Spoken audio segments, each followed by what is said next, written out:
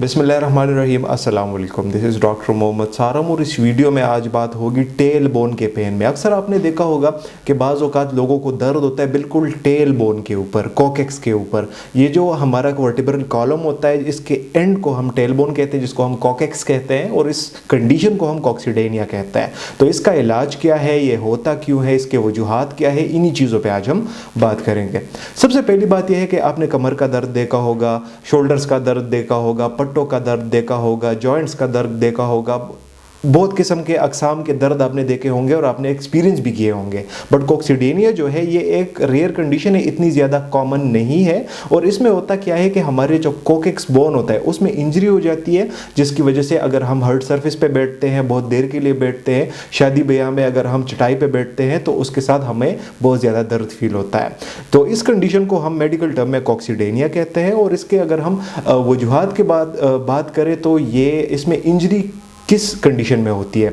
Actual में होता यह है कि जब बंदा फॉर एग्जांपल लेट सपोज कुर्सी पे बैठता है और आर्मरेस्ट के साथ अगर वो हिट हो जाए, इसके अलावा अगर वो गिर जाए ज़मीन पे और अगर उसका कोकेक्स बोन हिट हो जाए, इसके अलावा अगर वो स्टेयर्स पे नीचे की तरफ आ रहा है और वो स्लिप हो जाए और स्टेयर्स के किनारे के साथ अगर वो हिट हो जाए तो इसके साथ इसकी इंजरी हो जाती है। इसके बाद जब अगर हम इसकी ट्रीटमेंट की बात करें तो नॉर्मली दर्द में हम पेन किलर्स देते हैं या कोई दवाई वगैरह देते हैं। तो इसमें ऐसा नहीं होता, क्योंकि यहाँ पे ब्लड सप्लाई जो है वो नॉर्मल जगहों से बहुत ज़्यादा मुख्तलिफ है, बहुत ज़्यादा कम है। नॉर्मली जब हम टैबलेट वगैरह खाते हैं तो वो हमारे स्टमक में जाती है, तो स्टमक में एब्जॉर्ब होकर ब्लड स्ट्रीम में जाती है और हमारी बॉडी में डिस्ट्रीब्यूट हो जाती है। बट इन कॉक्सीडेनिया के केस में ये ऐसे बिल्कुल भी नहीं होता। और ये क्यों नहीं होता, क्योंकि यहाँ पे ब्लड वेसल्स बहुत ज़्यादा कम है, जो कि ना होने के बराबर है। तो जो हमारी दवाई होती है वो यहाँ पे डिस्ट्रीब्यूट नहीं हो सकती। अच्छा, अगर हम इसके ट्रीटमेंट के हवाले से बात करें तो इसका ट्रीटमेंट सबसे पहले तो ये है कि इसको हमने हिट होने से बचाना है, इसको हमने टच होने से बचाना है।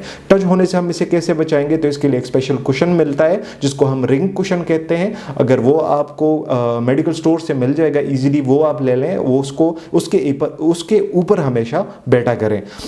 तो अगर जब आप रिंग कुशन का यूज़ करेंगे तो ये चीज़ नीचे फोम के साथ, ज़मीन के साथ, कुर्सी के साथ ये टच नहीं होगी। जब ये टच नहीं होगी तो ये हील होना शुरू हो जाएगी। तो इस तरीके से ये हील होके जब हील हो जाया करेगी तो इसमें दर्द भी नहीं होगा। तो अगर हम देखें तो नॉर्मली जब हम कुशन का यूज़ नहीं करते तो ये फोम के साथ भी टच होता है, ज़मीन के साथ भी टच होता है। जब भी बंदा बैठता है तो ये टच होता है, जब ये टच होगा तो ये हील नहीं होगा। जब ये हील नहीं होगा तो इससे दर्द कभी भी ख़त्म नहीं होगा। इसके अलावा एक तो कुशन हो गया, अगर आपको कुशन ना मिले तो आप स्कूटर का या रिक्शे का जो टायर के अंदर ट्यूब होता है वो आप ले सकते हैं। उसके ऊपर आप अपनी जो मर्ज़ी की कुशनिंग कर सकते हैं, तो उसके साथ भी आपका यह मसला ख़त्म हो जाएगा। अगर इससे ना हो तो फिर फिजियोथेरेपी इसके लिए बहुत ज़्यादा अच्छी ऑप्शन है। इसके स्पेसिफिक टेक्निक्स और एक्सरसाइजेज है जो कि मैं यहाँ पे वीडियो में लगा लूँगा, वो आप फॉलो करेंगे तो इसके साथ 80-90% लोगों का मसला ख़त्म हो जाता है। और अगर फिर भी मसला ख़त्म ना हो और बहुत ज़्यादा